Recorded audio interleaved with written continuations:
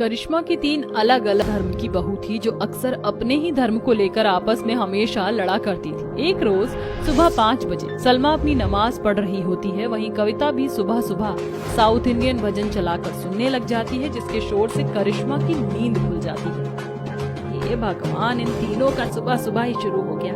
अब मैं क्या करूं अपनी तीनों धर्म वाली बहुओं का। करिश्मा ऐसा बोल ही रही थी कि तभी उसे उसकी तीनों बहुओं के लड़ने झगड़ने की आवाज आती है। तुमको समझ नहीं आता है, अभी के अभी हमारे बावर्ची खाने से बाहर निकलो। क्या कहा तुमने? अरे जाओ जाओ, यहाँ से चली जाओ। रसोई में पहले खाना मैं बनाऊंगी। पता नहीं तुम मुसलमान लोग क्या क्या खाते पीते रहते हो। रसोई में मैं पहले खाना बनाऊंगी क्योंकि मुझे वैष्णव भोजन बनाना है, इसलिए तुम दोनों की दोनों यहाँ से चली जाओ।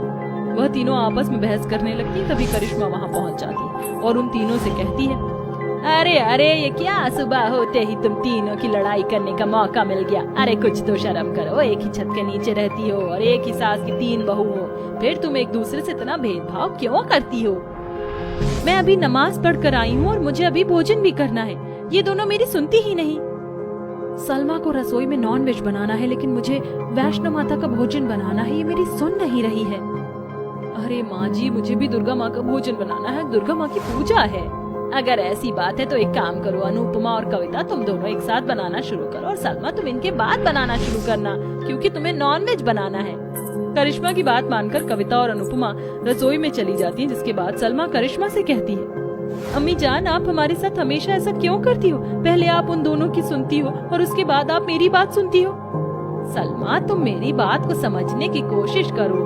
तुम तीनों ही प्रत्येक अलग अलग धर्म से हो और तुम तीनों का कल्चर ही बहुत अलग है। ऐसे में मुझे कहीं ना कहीं कॉम्प्रोमाइज करना ही पड़ता है। तो अम्मी जान, हमेशा कॉम्प्रोमाइज मेरे हिस्से में ही क्यों होता है? क्योंकि तुम मेरी सबसे समझदार बहू हो। जाओ, अब तुम थोड़ी देर आराम कर लो। ऐसा कहने के बाद करिश्मा वहाँ से चली जाती है, जिसके बाद सलमा थोड़ी देर आराम करने के लिए चली जाती है। वहीं कुछ ही देर में कविता और अनुपम अपना अपना रसोई का खाना बनाकर तैयार कर लेती है। एक तरफ कविता दुर्गा पूजा के लिए भोजन तैयार कर लेती, तो दूसरी तरफ अनुपमा वैष्णो माता को भोजन बनाकर चढ़ा देती है। उन दोनों के जाने के बाद सलमा अपने लिए अपनी पसंद की सभी चीजें बनाती है और कुछ ही देर में वह तीनों अपने अपने भोजन खाने की टेबल पर ले आती है। आखिरी में सलमा जब अपना नॉनवेज खाना लेकर आती है तो कविता और अनुपमा उससे कहती है, ओहो, क्या तुम्हें जरा भी अक्ल नहीं है? यहाँ वैष्णो माता और दुर्गा माता का खाना रखा और तुम यहाँ नॉनवेज लाकर रख रही हो। तुम दोनों मोहतरमाओं को मुझसे तकलीफ क्या है? मैं कुछ भी करती हूँ तो कोई ना कोई नुक्स निकाल ही देती हो। अरे अगर मैं खाना यहाँ लाकर नहीं रखूंगी तो क्या तुम्हारे सर पर लाकर रखूंगी? सलमा ऐसा कहने के बाद अपना खाना भी टेबल के ऊपर रख देती है, जिसके बाद कविता और अनुपमा को ना चाहते हुए भी उस टेबल पर बैठना पड़ जाता है। ये सब जब करिश्मा देखती तो उसे बहुत गुस्सा आता है और वो अपनी तीनों बहुओं को फिर से समझाने लगती है, बस करो तुम तीनों, जब देखो अपने कल्चर को लेकर लड़ती रहती हो, कभी खाने के पीछे तो कभी कपड़ों के पीछे। अरे एक टेबल पर अलग अलग प्रकार के भोजन होने से क्या फर्क पड़ता है? तुम वही खाओ जो तुम्हें खाना है।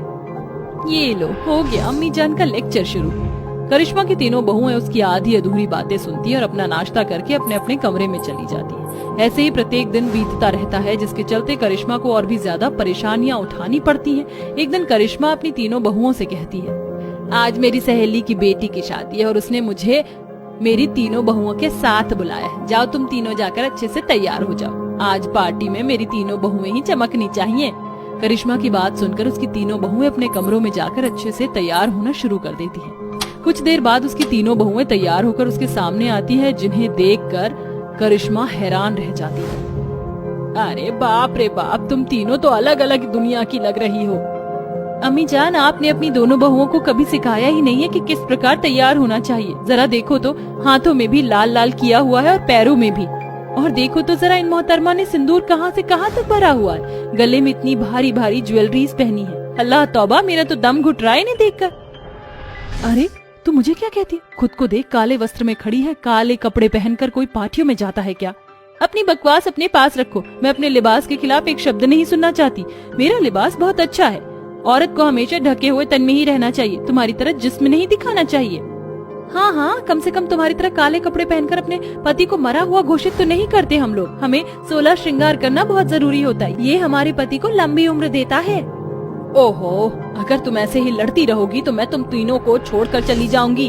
अगर चलना है तो शांति पूर्वक चलो मेरे साथ। ये सुनने के बाद करिश्मा की तीनों बहुएं चुपचाप उसके साथ पार्टी में चली जाती है। शादी के फंक्शन में करिश्मा अपनी तीनों बहुओं को हर एक मेहमान से मिलाती है, लेकिन वह तीनों अपने ही धर्म की तारीफों के पुल बांधने लगते हैं, जिसे देखकर कई मेहमान करिश्मा से कहते हैं, करिश्मा डार्लिंग, क्या सोचकर तूने इन तीनों को अपने घर की बहू बनाया? हर जरा देख तो सही, इन्हें अपने ही धर्म के पीछे पड़ी है। मुझे तो पहले लगा था कि तुझसे भाग्यशाली औरत और कौन होगी जिसके घर में अलग अलग धर्म की 3 बहू हो, लेकिन अब मुझे लगता है कि तू अब अभागन है। अरे ऐसी बहू होने से अच्छा है कि मैं कभी अपने बेटों की शादी ही ना करवाऊं। तुम लोगों की बातों के मैं क्या जवाब दूं? दरअसल मेरे तीनों बेटों ने अपनी मर्जी से शादी की है, वो भी मुझे बिना बताए, लेकिन अब फिर मैं कर भी क्या सकती हूँ? मेरे पास एक बहुत अच्छा प्लान है, अगर तू चाहे तो तेरी तीनों बहू लाइन पर आ सकती हैं।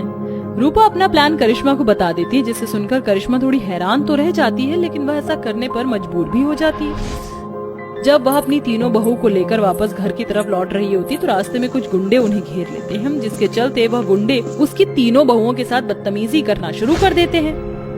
मेरी प्यारी बहुओं, ये समय एक दूसरे के धर्म पर उंगली उठाना नहीं, बल्कि एक साथ मिलकर मुसीबत का सामना करना है। आज अगर एक दूसरे के लिए नहीं लड़े तो फिर कभी जिंदगी में किसी को भी मुंह दिखाने के लायक नहीं रहोगी। करिश्मा की बात सुनते ही उन तीनों में एक अलग जोश आ जाता है, जिसके बाद वह तीनों मिलकर उन गुंडों की जमकर पिटाई करती है और उन्हें भगा देती है। उस दिन के बाद से उन्हें खुद के अंदर एक एकता प्राप्त होती है, जिसके बाद वह तीनों अपने धर्म के पीछे लड़ना छोड़ देती हैं और अपनी सास के साथ खुशी खुशी रहने लगती हैं।